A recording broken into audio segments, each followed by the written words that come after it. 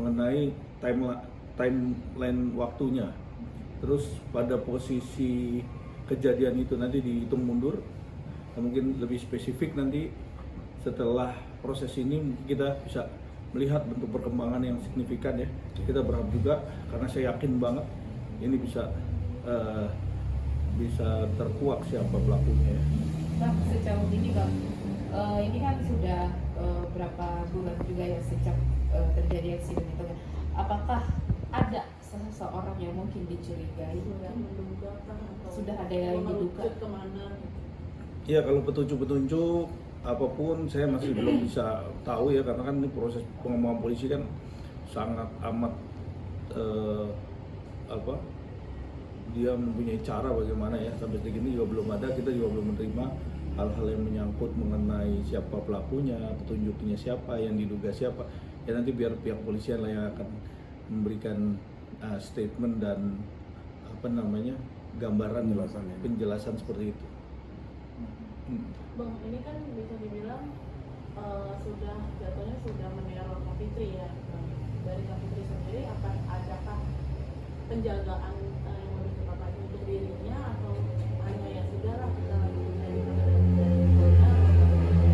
Ya tentunya kalau semenjak adanya kejadian ini ya, tentunya Mbak Fitri juga minta perlindungan hukum. Terus yang kedua dia lebih hati-hati. Kita semua juga sama, kita melakukan minta perlindungan lah terhadap Mbak Fitri, jangan sampai ini juga yang dialami ini juga berdampak buruk ya kepada keluarga dan lain-lain kan. Itu yang terpenting, karena sekarang ini kan biasa dilihat bahwa Mbak Fitri dalam kondisi yang sangat amat tertekan, dan memang jujur ini yang dialami ya, baik di media sosial maupun secara kasat mata ya, seperti ini. Tapi kalau dari Kak Fitri sendiri sejauh ini setelah mengalami teror yang ini dan di kantor ini, ada nggak sih yang lainnya gitu? Maksudnya ada teror-teror berikutnya selainnya ini? Jadi bentuk peneroran tuh ada beberapa, verbal, non-verbal, bahkan juga yang kelihatan nih sekarang. Itu juga banyak ya yang dialami, kan juga melihat ya di media sosial.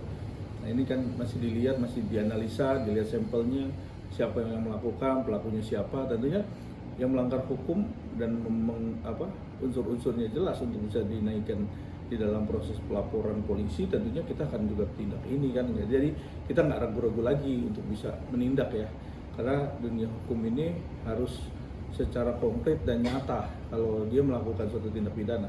Jadi kita mengambil sampel, melihat berapa kali dia melakukan adanya satu bentuk penyebaran isu, terus bentuk-bentuk fitnah dan lain-lain. Itu kan bentuk dari penyerangan yang sifatnya juga ya bentuk perbuatan yang tidak menyenangkan, terus fitnah dan lain-lain ya di media sosial. Tentunya ini juga bentuk penyerangan ya. Nah, itu bentuk ancaman juga ya secara nggak langsung. Berarti bisa dibilang ini puncak pengancaman yang diterima dari Kak Fitri kah, atau seperti apa? Kalau ngomong puncak, kita nggak pernah tahu puncak itu seperti sejauh mana, tapi kita selalu mengantisipasi dan berharap semua pelaku yang melakukan hal-hal yang di luar daripada ketentuan hukum, tentu kita akan melakukan tindakan hukum kan, seperti itu. Jadi ya memang kita masih melihat nih apakah yang sekarang ini ya bisa dijadikan satu petunjuk bahwa orang-orang yang tidak suka ataupun jahat ataupun cepatlah ditindak, karena kan kita juga nggak mau seperti ini, jangan sampai ini terjadi kepada orang-orang lain ya kan. Itu kan juga kita lihat di sini ada sebagai contoh ya, role model kasus ini, bahwa harus cepat ditindak, harus cepat diproses, dan sehingga pelakunya tetap bisa diproses secara hukum ya. Tapi dari Kak Fitri sendiri Bang, sejauh ini sama proses ini berjalan, dia sudah ada kayak tadi seperti yang Abang bilang, kayak tersangkanya sendiri sudah ini belum sih, dia mau kemana, dia udah cerita belum kabar, mungkin dia ngasih Bang, sudah menduga seperti itu nggak sih Kak Fitri sendiri? Ya kalau namanya dugaan, kita kan praduga ya, boleh-boleh aja ya namanya praduga ya. Tapi balik lagi, semua tuh harus diiringi dengan adanya landasan bukti, fakta. Praduga tuh pasti ada lah ya. Cuma nanti bagaimana nanti praduga itu, apakah ada keterkaitan terhadap kasus ini atau tidak kan gitu. Nah kita lihat nanti di sini biar pihak kepolisian yang mengungkap ini. Jadi dugaan-dugaan ini apakah mengerucut kepada fakta ataukah tidak gitu.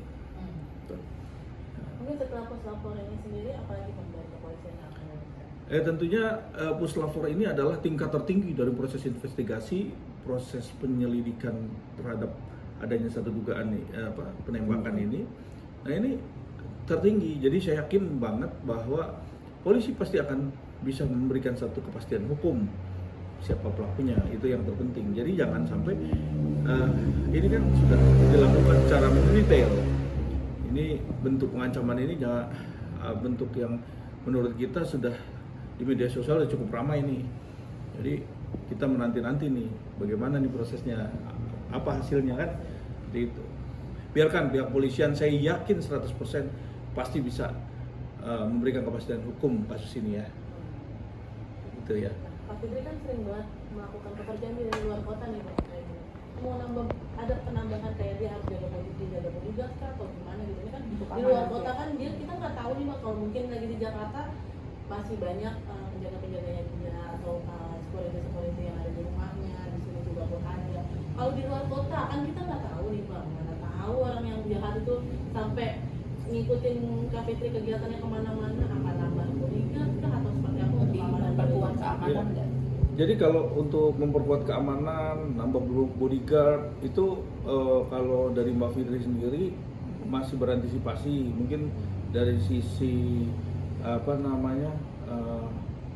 orang-orang yang dekat dengan dia itu juga semakin hati-hati kan, maksudnya melihat nih apa antisipasinya kan gitu. Dan juga memang sudah minta perlindungan kalau ada terjadi apa-apa ya tetap kita di luar dari batas kemampuan kita akan melakukan upaya kan, tentunya minta perlindungan hukum.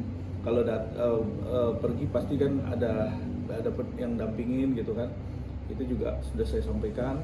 Terus yang kedua tetap waspada menggunakan CCTV di mobil di mana, jadi memang harus melakukan itu karena nanti jangan sampai ini ada hal-hal yang membuat kita resah ya ke depan.